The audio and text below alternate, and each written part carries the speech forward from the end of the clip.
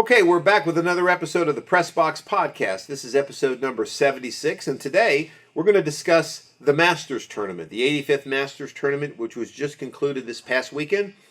Hideki Matsuyama winning the Masters Tournament, making history as the first Japanese golfer to ever win a major tournament. This is our full Masters episode. That's what we're going to discuss today. Hey, make sure that you hit us up on Twitter at PressBoxPod is our Twitter account. Let us know your thoughts. Maybe ask any questions you might have. Give us your thoughts about the Masters and some of your favorite Masters moments. Remember, you can listen to us on iTunes. Remember to subscribe on iTunes. You can listen to us on Stitcher as well. You can also listen to us on my blog, and that's theoldlinebacker.com. Theoldlinebacker, one word, .com. That's my blog. You can listen to the podcast there as well. So without further ado, let's get into it. Episode 76, The Masters, on the Press Box Podcast.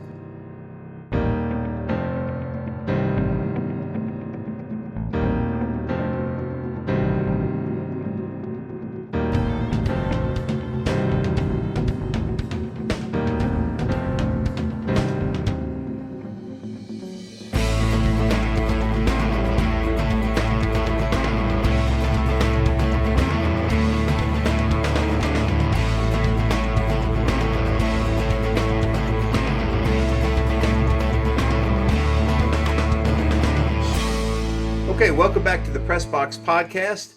I'm your host, Ralph Miranda. I'm going to be flying solo today.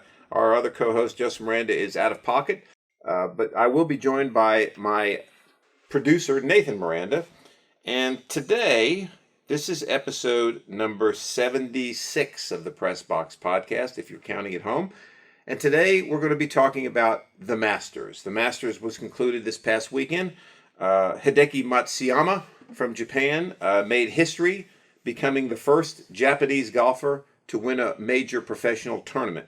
We've had Asian golfers win one. Those of you who are golf aficionados will probably remember that Y.E. Yang won the PGA in 2009. He is from, I believe he's from Korea, or maybe. Do you know where he's from? I think he's Korean. Yeah, I think he's Korean, but it doesn't matter. But the point I'm trying to make is that there's been Asian golfers. Y.E. Yang, but Matsuyama is the first Japanese golfer to win. Yeah, he's South Korea. South Korea, okay. So it was a great Masters tournament. Great in a lot of ways. Great because, you know, there's an old saying in golf, in the Masters, that the Masters tournament doesn't start until the back nine on Sunday. And we found that out yesterday. Actually, I'm recording this on Monday. We found this out yesterday. A lot of the drama came in the last 4 or 5 holes, and we'll get into that here shortly. But Matsuyama was the winner. He came in with a total of 10 under par. He shot 69 on the opening day, 71 in round 2, 65 in round 3. So Saturday's round is what really propelled him to this championship. And then shot a 73 on Sunday, bogeyed 3 of the last 4 holes, but he had enough of a cushion for that not to affect him. There were some notable names that challenged him. One was the young man Will Zalatoris. Will Zalatoris is a California boy. He's young. He's 23 years old. He has won. He's accumulated enough points on the Korn Ferry Tour, which is kind of the minor leagues of golf, where he achieved this year unlimited sponsor exemptions. Usually, you're limited to 2 or 3 of those. He had enough points on the Korn Ferry Tour. He had an unlimited amount. The interesting thing about the young man Zalatoris, he doesn't have full status on any tour, but he finished 6th in the United States Open last year, and he finished 2nd alone in the Masters. So he's a really good golfer. He just needs to win a tournament one way or the other, so he can start getting full exemption status. Wait a second. You say he's not a member of the PGA Tour, so you have to win a tournament to be on the PGA Tour. What are you talking about? That's a good question. You have to be in the top 25 of the Korn Ferry rankings from the previous year to earn your tour card. Okay. He didn't do that, but he had enough points where he was able to get unlimited sponsor exemptions. And what that means is if Nike or Adidas wants to give you an exemption, you can play in that tournament. But Nike, these places don't have their own tournaments. So in other words, Nike can come to the Masters and say, we have this guy, we want to let him play in the Masters, and the Masters says okay? No, it has to be a sponsor of the Masters or a sponsor of that tournament. Okay. Is that what happened with the Masters? There's a sponsor of the tournament? Well, I'm not really sure how that happened with the Masters. I think he got in the Masters because he finished in the top 10 of the United States Open last year. Okay, I got you. Because I was going to say, that doesn't seem like the Masters. But all these other PGA Tour tournaments, sponsorships of that tournament allow him in, basically. Yes. And usually you can only have that happen twice, or once or twice, but he has unlimited. He has unlimited. Like, take, for example, the John Deere Classic, which is just a regular... If John Deere wants to give somebody an exemption, they can do that. And he's a member of the Korn Ferry Tour, though. Yes. He's not a member of the PGA Tour. Correct. And he still won't be, even though he finished second in the Masters? Correct. He has to be top 25 of the Korn Ferry. Yeah, or win a tournament. In the PGA? Yes. Okay. If he could win a tournament, he gets a 2-year exemption. And then on the PGA Tour. And he's still considered a PGA Tour for 2 years. Yeah. Then he's got to go continue to qualify in the PGA. In other words, when they have the FedEx Cup, he's got to finish in the top. I forget what it is now. Maybe the top 125 to be able to continue on after that. Okay. So he was a really interesting story. The young man seems to be performing pretty well in majors. Jordan Spieth, coming off his win in the Houston Open a week before the Masters, kind of had a good tournament.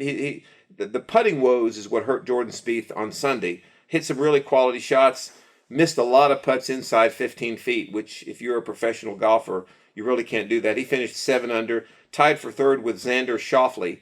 Xander Schauffele is the young American golfer who was a rookie in 2017, kind of made a splash on the PGA Tour in 2017 when he won the Tour Championship as a rookie. He's finished high up in a lot of majors, U.S. Open, PGA. He finished second to Tiger Woods in the Masters 2 years ago.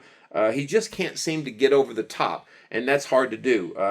The thing about Schauffele that was interesting, I said that the Masters, the drama really happened in the last 4 holes. Matsuyama came into number 15. I believe he was 13 under par at that time, and Schauffele was 9 under par. So Matsuyama had a 4-stroke lead coming into 15, which is the par 5. Number 15 is a par 5, 530 yards. But for these guys, that's easily reachable in 2. So Matsuyama hit a great drive, and he had, I think it was a 4-iron into the green. Schauffele, on his second shot, put it in the bunker next to the green. So he's lying in the bunker in 2, and Matsuyama's on the fairway with his second shot. Hits a beautiful 4-iron, perfect draw shape of the shot because the pin was in the left-hand corner of the green. Unfortunately, the ball came out rather low, which tends to on a 4-iron, but he tended to get it come out rather low. It was right on target to the pin. Unfortunately, it landed long of the pin, and it was so low and so hot that it went over the green, continued to roll back, and rolled into the water behind the 15th green. So Matsuyama had to take a drop, and now he's chipping from right outside the water behind the green his 4th shot. He chips it up, in a perfect chip, up about maybe 2 or 3 feet off the green. Putt for his par, he misses, and then he putts in for a bogey. Schauffele blasts out of the trap and gets it within 2 feet, knocks it in for a birdie. So you went from a 4-shot lead to a 2-shot lead. So Matsuyama is 12 under, Schauffele is 10 under, going into the 16th hole, which is a par 3. Everybody remembers the 16th hole, right? I mean, 2 years ago, Tiger birdied it to get a 2-shot lead going to 17. Back in 2005, everybody remembers, who's a golfer, Tiger's chip shot from off the green that rolled, that he had to plan. He had to chip it like 30 feet left of the pin, and it rolled all the way down. And if you remember, the ball stopped right on the edge of the cup and then rolled in to show the Nike logo, which at that time, Nike was a sponsor of Tiger Woods. And everybody remembers Vern Lundquist's call of, in your life, have you ever seen anything like that? So it was one of the great Masters moments. But number 16 is a very important hole on Sunday. Matsuyama put his shot very safely on the 16th green. Schauffele, unfortunately, hit his in the water. And the interesting thing about that, Schauffele said he's completely happy with the shot he hit. He flushed it. It was a great shot. He miscalculated the wind. They thought the wind was coming from the left and down, and it wasn't. Pushed his ball to the left, hit the side of the green, and went in the water. Schauffele, on his drop shot, hit it over the green, ended up making a triple bogey. Matsuyama ended up bogey in 16, but unfortunately that dropped Matsuyama to 11 under. The triple bogey to Schauffele dropped him to 7 under, and now Matsuyama had another cushion. But Zalatoris was at 8 under. I think he birdied one of the final holes and then made a beautiful par putt on number 18 to get in the clubhouse at 9 under. So Matsuyama basically had a 2-shot lead over Zalatoris with 2 holes to play. He played number 17 perfectly. Beautiful tee shot, beautiful approach shot, left it about 10 feet short of the hole. Missed his putt, but knocked it in for a par. And then we got to 18. Beautiful tee shot by Matsuyama. Hits his second shot into the green side bunker. Blasts out. Has 2 putts now to win the Masters. Misses the birdie putt, misses the par putt, which didn't matter. Knocks it in for a bogey and wins the tournament. So that's kind of some of the drama that happened there on the last 4 or 5 holes of the Masters on Sunday. Any thoughts? Well, what happened to Justin Rose? Because when I checked on Thursday and Friday, he was way in the lead. Like, he was 9 under at one point or 7. The closest person at this time I checked was like 5 or maybe even lower than that. He was way in the lead. Yeah, that's a really good question. Justin Rose, the Englishman, 37 years old, very good golfer. Has won a lot of tournaments on the European Tour. Has one major tournament to his credit. In 2013, he won the United States Open. But yeah, he shot a 65 on Thursday to come out of the gate at 7 under par. On Friday, he got up to 9 under par at one point, and then struggled and bogeyed a couple holes. Never could really get any momentum. Shot a 72, which is even par on Friday to be 7 under. Still had the lead, however. Then on Saturday, he came out and kind of waffled again. Couple birdies, couple bogeys. He was in the lead going into the back 9 on Saturday. Then they had a rain delay. And rain delay wasn't long, about an hour. But after the rain delay, Rose never could get any momentum, and that's when Matsuyama hit his stride. Matsuyama, I think, played the last 10 holes 8 under par. Matsuyama shot the 65 on Saturday. Rose shot another 72, and there you had it. Matsuyama was 11 under. Rose was still 7 under. And then on Sunday, Rose shot a 74, so he finished 5 under par. Did not have a good Sunday round. So really, Thursday was his best round. After that, he never could really get any momentum going. You wouldn't say he fell apart. He just kind of had one good round, and he just kind of like he just crumbled. No. I wouldn't say he crumbled or fell apart. I think he just couldn't get any momentum. He birdie a couple holes, then he'd bogey a couple holes. He couldn't never keep it going. And usually in a tournament like this, it takes one guy to kind of take the charge late in the tournament, and that's what Matsuyama did on Saturday after the rain delay. And he went into Sunday with a 4-shot lead, which gave him a cushion. He didn't have to be, aggressive. And again, going back, let me go back. Having said that, let me go back to the Schauffele deal on 16. Schauffele made a really good point. He said, if I had been in the lead, he goes, I would have hit my shot to the right of the green, on the right side of the green, like Matsuyama did. He goes, but I was hunting. He goes, I was trailing. I had to be aggressive. I had to go for the pin. And he said, I hit a good shot. We just miscalculated the wind. So that's kind of what put him behind the 8 ball. So it was a really good tournament. Let me touch a little bit, which is really interesting, on some of the big names. I mean, as much as this tournament will be known for the history that was made by Matsuyama, it will also be known for the number of big names that didn't even make the cut. I mean, the defending champion, Dustin Johnson, missed the cut. The cut line was 3 over par. On Friday, which is cut down day, Dustin Johnson went into the last 2 holes 3 over. So he was right on the cut line. All he had to do was par the last 2 holes, and he would have made the cut. He bogeyed the last 2 holes, ended up 5 over, and missed the cut, which is unusual for a defending champion. How many times has that happened, do you know? Not much. It hasn't happened much where the defending champion misses the cut. I mean, he may not win. He may finish 15th, but they usually make the cut. And here's an interesting thing about that. Remember last year the Masters was not played in April because of the COVID-19 pandemic. It was played in November. Now, the interesting thing about the Masters is they closed the Augusta National course from May to October because it's hot, and the type of grass that they use there is not very conducive to the hot weather. So they close it from mid-May or late May till about the 1st of October. So the Masters was played in November last year. Remember, cooler temperatures, a little bit more rain. The greens were very receptive. So the scores were really low because it was a different course in November than it is in April. Dustin Johnson took advantage of that, shot a 20 under, which was a record. Nobody's ever shot 20 under at the Masters. This year, come back in April, different turn. It was just like it usually is, and Dustin Johnson struggled. Here are some of the other big names that didn't make the cut. Matt Kuchar, 4 over par. Sergio Garcia, who won the Masters in 2017, 4 over par. Daniel Berger, 4 over par. Danny Willett, who won the Masters in 2016, and I'm going to say won it by luck. I mean, Jordan Spieth had a 4-shot lead going into number 12, hit 2 balls in the water, and that was the end of that. So he struggled. He was 5 over. Kevin Kisner, 5 over. Brooks Koepka.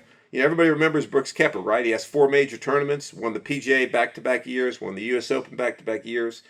To his credit, he was struggling with a bad knee. He had knee surgery a few weeks ago. He wanted to take a shot at playing the Masters when he probably wasn't physically ready. He was 5 over par.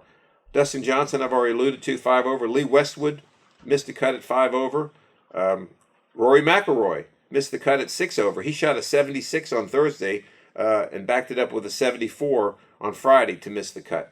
Zach Johnson, the 2007 Masters champion, was 7 over par. Patrick Cantlay, one of the great young golfers, United States golfers, 8 over par, 79 and 73. Jason Day, 9 over par, missed the cut. Fred Couples is an older guy. So those are the things that were kind of interesting in this tournament. Bryson DeChambeau, he made the cut, but then he ended up 5 over par, so he really was never a factor. Billy Horschel, who won the match play a few weeks ago, 8 over par. Francesco Molinari. Now that's an interesting name. Everybody remembers Molinari, right? 2 years ago, he was the guy that was in the lead down the stretch with Tiger Woods. Hit a ball in the water at 15, took a double bogey. And, you know, one of the announcers made the comment, he's never really recovered from that, you know, which is interesting because, you know, sometimes you have to put your demons past you. He hasn't been able to really do that and hasn't played very well since then. But he did win the British Open in 2018, defeating Tiger Woods in that one. Adam Scott won the Masters in 2013. He was 11 over. So the interesting thing about this tournament, I think, is the names that were at the top. I mean, aside from Spieth, you had Schauffele, who's a young guy that's up and coming. John Rahm, you know, he was 6 under, excuse me. Mark Leishman, 6 under. We talked about Justin Rose. Patrick Reed, who won the Masters in 2018, 4 under. Corey Connors, not a big name, 4 under. Tony Finau, 3 under. Webb Simpson, 2 under. So my point being is what you would consider the big names. Ricky Fowler didn't even qualify for the Masters this year. So it was interesting that you didn't have those big names in there. You had a lot of young guys and names that you don't normally see at the top. And then, of course, you had the history of Matsuyama winning the Masters, which was really really a big thing. So what do you attribute that to? All these names that just so happened that you didn't have any big names in the leaderboard on the weekend, or could you attribute it to something? You think? You know, that's a good question. I'll give you my take on it. I think with Rory McIlroy, I think the problem is, remember, Rory McIlroy has won the United States Open, he's won the British Open, and he's got 2 PGA wins. So all he needs is the Masters to become only, I think, the 5th golfer to ever win the career Grand Slam, which means you've won every one. Nicklaus has done it. Tiger Woods has done it. I think Walter Hagen's done it. I'm not sure. So there's not many golfers. Arnold Palmer's never done it. Lee Trevino's never done it. And these same 5 have existed for a long time throughout the history of golf. Okay. Yes, I mean it's not changed. Yeah, it's not an easy thing to do to win all 4 of them. Okay. 4 of them, yeah. So I think he's pressing. I think he wants to win the Masters so bad that he comes out and he presses. And what I mean by that is instead of just playing his game, and you know, if you're a golfer, you understand what I'm saying. I do it too. You know, you've got it. You're in a tournament or you're in a little game with some guys on a group. You want to win, so you press. Maybe you try something you shouldn't try. You hit a shot you're not ready for. You try to curve it around a tree, or you do something that maybe is pressing and it gets you into trouble. And I think that's what McIlroy's problem is with the Masters. So that's the issue with him, I think. Do you think that Masters that he was in a pretty big lead in 1 year, right? Yes. Do you think that has anything to do with it? It probably has a lot to do with it because the thoughts start to creep in. Hey, I had a chance to win this thing once and I blew it on a Sunday. So that just adds to him pressing even more now. I think so. He feels like he not only does he need to win one to get the 4 or the Grand Slam, but he needs to win one to make up for that. Yes. Now let's talk about Bryson DeChambeau. I think his problem at the Masters is, let me step back. Lee Trevino. Lee Trevino was one of the greatest golfers in history. I think he won 2 British Opens. He won a PGA, and I think he even won a United States Open. He never could win the Masters because his game didn't suit it. Lee Trevino did not hit a high shot. He was a low ball hitter, and the Masters is not very conducive to that. The Masters, your second shot is the most important shot in the Masters. You have to put the ball in the fairway with your drive, but it's all about your second shot. The Masters greens are so undulating and so fast that you have to put that ball in the right spot on the green to give yourself a chance to make a birdie putt or at least to make a par. Lee Trevino, his game didn't suit that. I think that's the problem with Bryson DeChambeau. Everybody knows about he's put on all this weight and his strength. He's hitting the ball farther than anybody out there. And even at the Masters, he just crushes it. Now, once in a while, he hits the fairway, but he's in the rough a lot. And I think it's hard to come out of these roughs at the Masters to these greens that are so elevated and so undulating. So I think his problem is his game does not suit the Masters. And unless he changes that, he's won the U.S. Open. He's probably going to win a PGA. He may even win a British Open. I don't know. But I think the Masters, his game just doesn't suit that. You think his game suits the British with the links? That's another good point. Yeah, it may not. That's right. But if it's a hard, fast course, it could roll. Are the roughs usually really big? Because there's not any trees he has to worry about. No. If he hits an errant shot, he'll have a wide open shot to the green. There's not a lot of trees. The rough could be pretty rough. Which is I hate to use the same word twice there, but. The problem at the British Open is the pot bunkers. Yeah, I mean, if you get in one of those bunkers, you can't get it out. That's right. Sergio Garcia, bless his heart. I mean, he's probably one of the more consistent golfers as far as being on the tour and being consistent. He's won some tournaments overseas. But I think once he won the Masters in 2017, he thought, I won my major tournament. I'm happy now. And I just don't think he goes into it with the same mindset. That's just my opinion, okay? It's not anybody else's. These other guys that missed the tournament or missed the cut, really don't have much. I think Brooks Koepka, he had a chance to make a to make a birdie putt in 2019 on 18 when Tiger was standing on the tee on 18, and he missed it just by a hair. Had he made that putt, Tiger would have had to par 18 to win the tournament. My point in saying that is Brooks Koepka is going to win a Masters. I really believe that. I mean, he's got the game to do it. He's been injured. But I think you're going to see Brooks Koepka win a Masters before it's all over with. Lee Westwood, good golfer. He's had a great run here the last few weeks. He finished second a couple weeks in a row. I just think his time has passed. I don't think he's ever going to win another major. He was in the contention for at a few Masters, wasn't he, in the past? He's been. Yes, he has been. Like some years ago? Yeah, I think so. But, let me say this, though. The interesting thing about the Masters, especially the Masters, but any major tournament, is you've got to have the ability to be a closer. You know what I mean?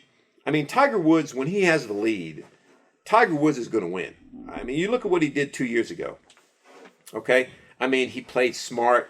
He played aggressive when he needed to. But once he got that lead, he knew exactly what to do. Okay? And Tiger Woods is never going to let any kind of nerves get to him. Some of these guys, it's so hard to win because when they get the lead, I don't want to say they freeze up, but the nerves start to get to them, and they maybe they don't hit the shot just perfectly, and then they find themselves in a bad location. Or maybe they know how to play when they're chasing because that's typically what you're doing. You're trying to shoot the highest you can shoot. Yes. But then when they get the lead, they don't really know how to adjust. Right. They think they should probably be a little safer, but they don't really know how. Right. They just kind of. And think about this. I mean, I can't really speak to this. We can't speak to this. But you don't know what goes through let's say a guy that's never won it finds himself in the lead on the back nine. And the thought comes in your head, hey, I'm leading the Masters on Sunday.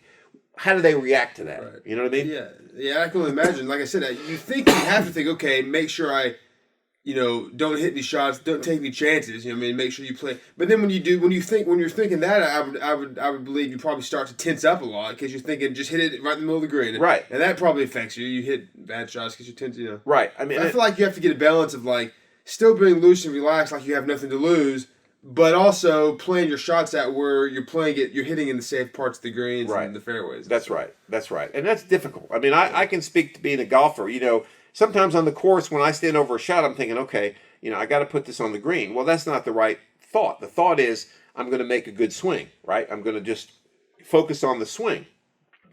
And a lot of these guys do that, but sometimes when you're in the Masters and a chance to win a tournament like that, which I still think the Masters is the most prestigious major tournament to win. I don't know why. I just believe that because it's such a storied tournament. The course, I think the course is the most beautiful course that's out there. It may not be the best course. Everybody's got their own favorite.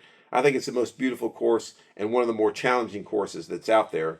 And to win the Masters, even if you never win another major, I think is probably one of the greatest wins. Because of the tradition. You've got the green jacket. You've got the Masters Champions Dinner on Tuesday, where the defending champion sets the menu for the dinner. But if you're a champion of the Masters, you get to come back every year for that dinner. It's kind of like a fraternity, I guess, is what I'm trying to say. So it's just, to me, it's one of the more special tournaments that's out there. I think. Yeah. Do you think Matsuyama's here to stay now? Do you think you're going to see him?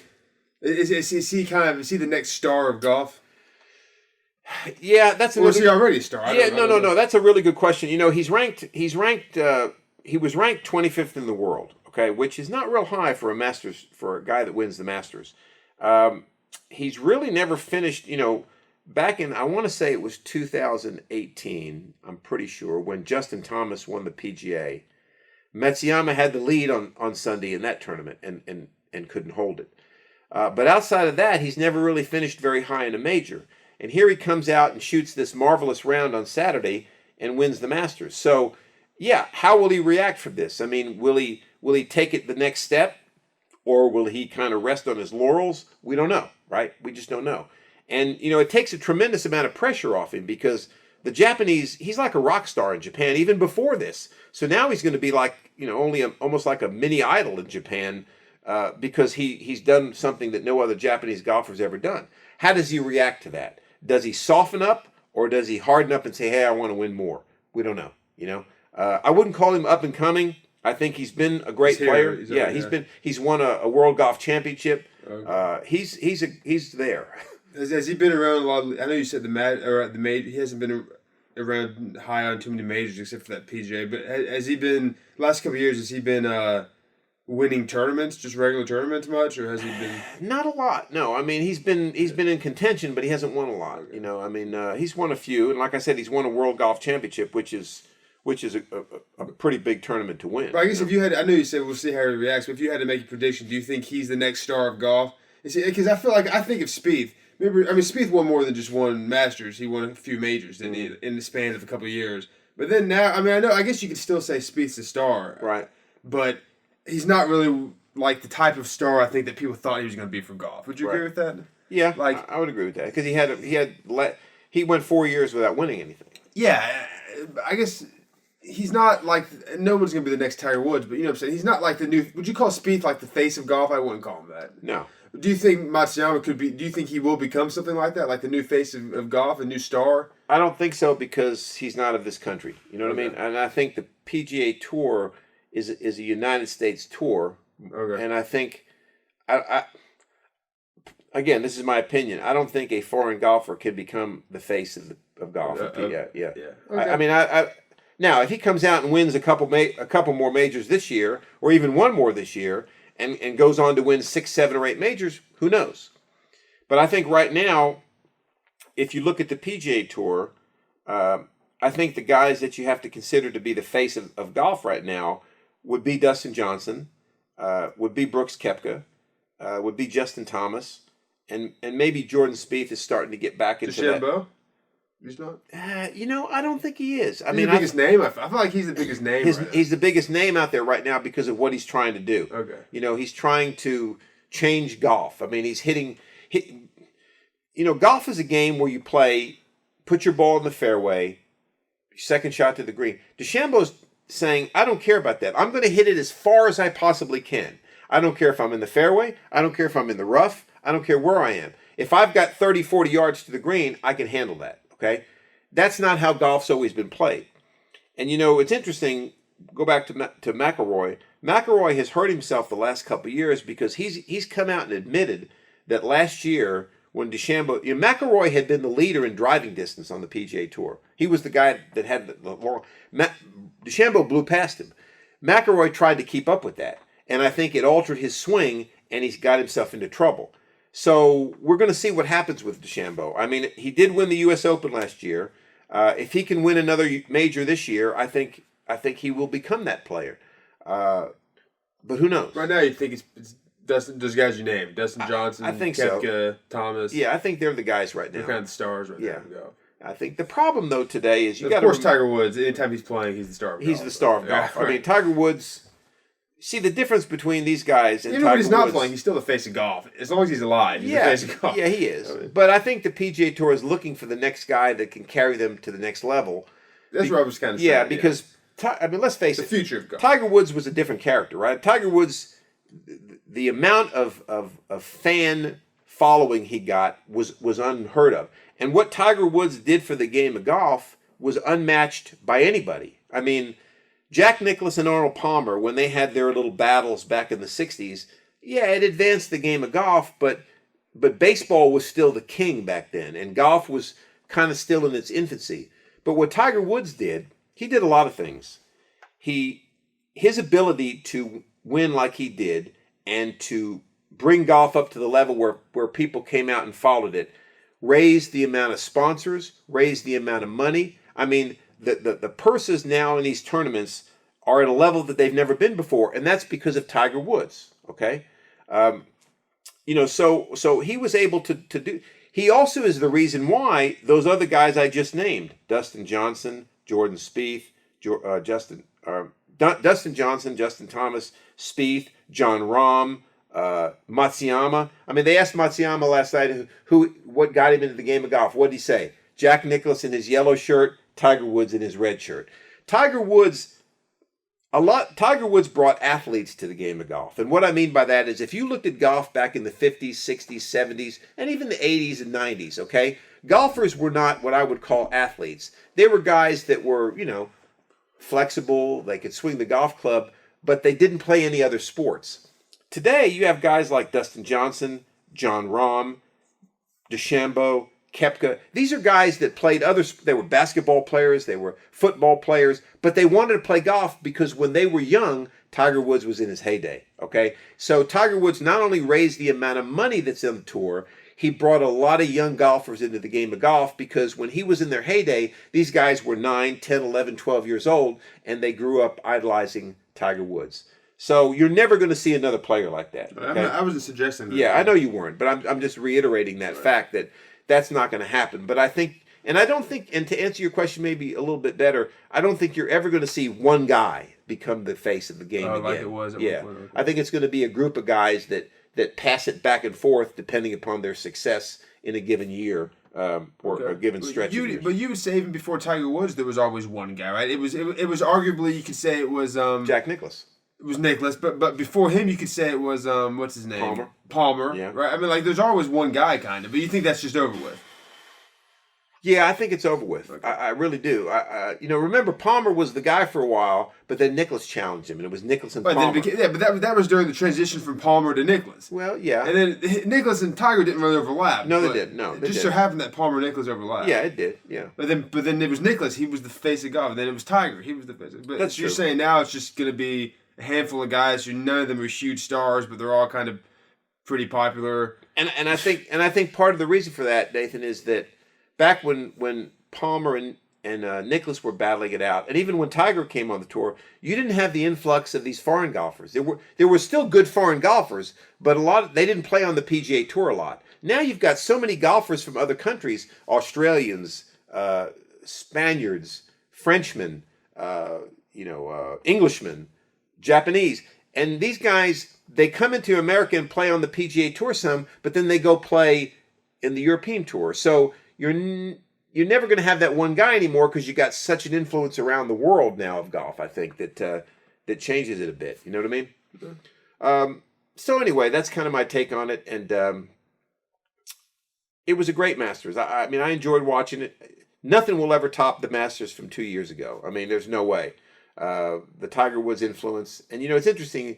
Jim Nantz made this point when they had the rain delay Saturday. They showed some of the 2019 Masters. Jim Nantz said that broadcast won an Emmy, all right, for the broadcast, and it was the highest rated Masters tournament or Masters broadcast ever. And you think about that for a minute.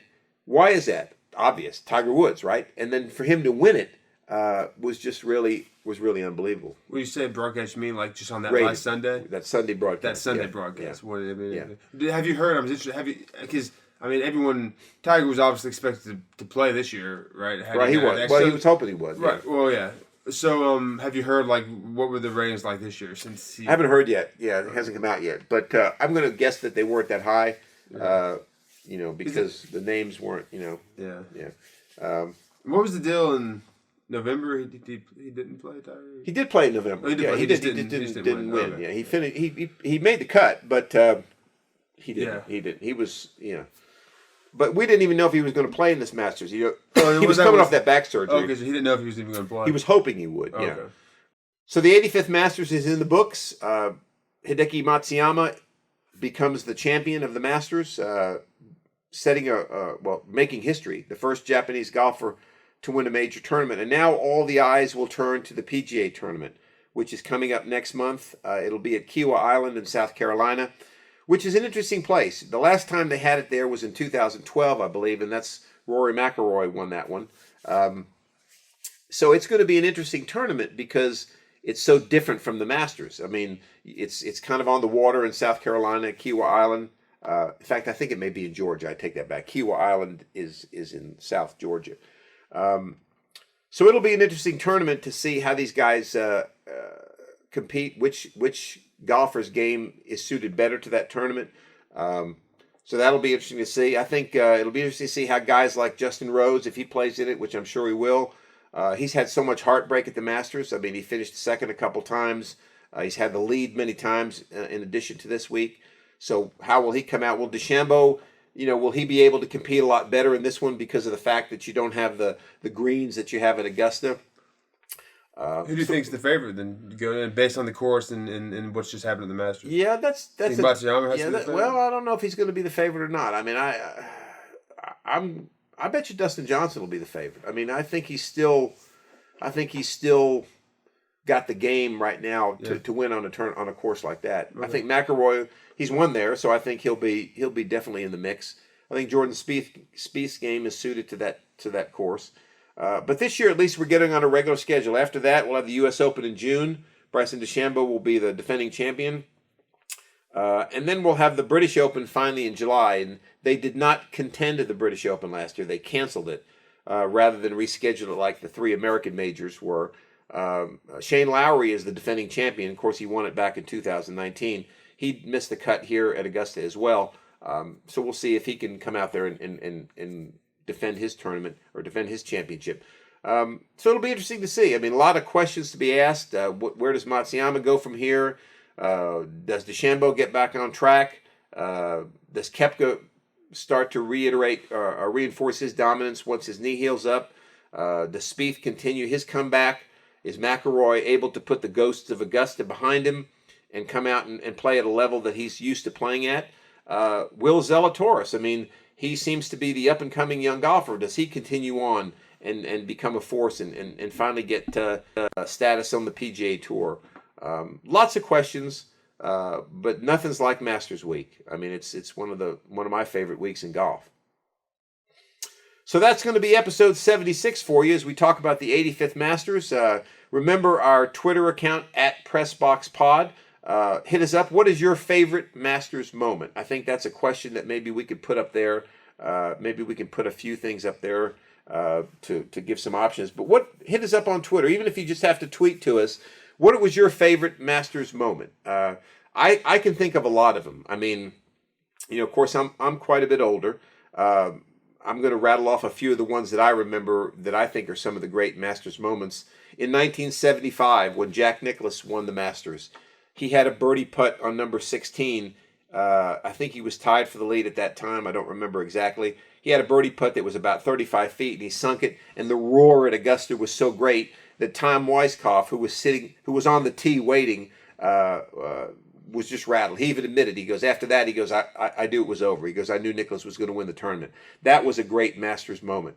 1986, when Jack Nicklaus was 46 years old, and he made that great charge on the back nine, birdieing 7 of the 9 holes, and ended up winning the Masters at age 46, was a great Masters moment.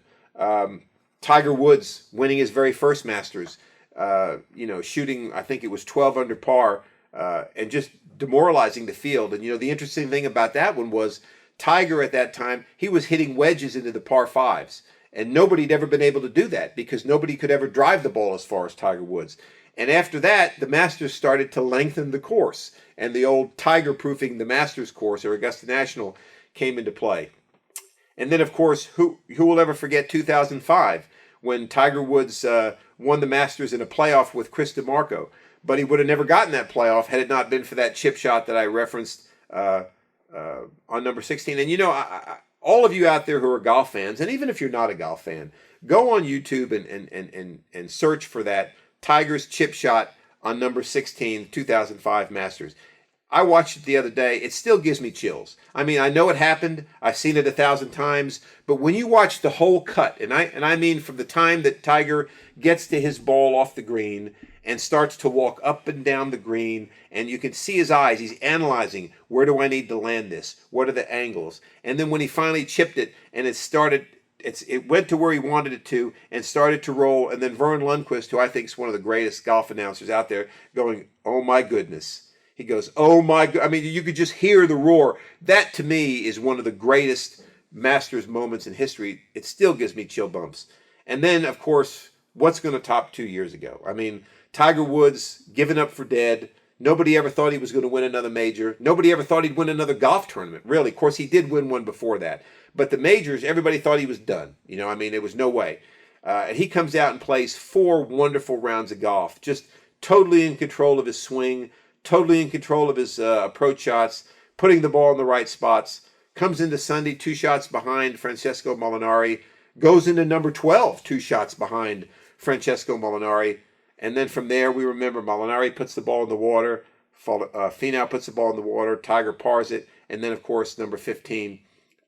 But nothing will top Tiger Woods on 18 making that final putt and raising his arms to win his 5th green jacket and his 15th major championship. So those are some of my Masters moments.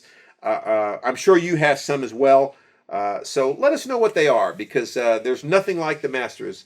And as Jim Nance likes to say, or one of the logos, a tradition unlike any other, the Masters.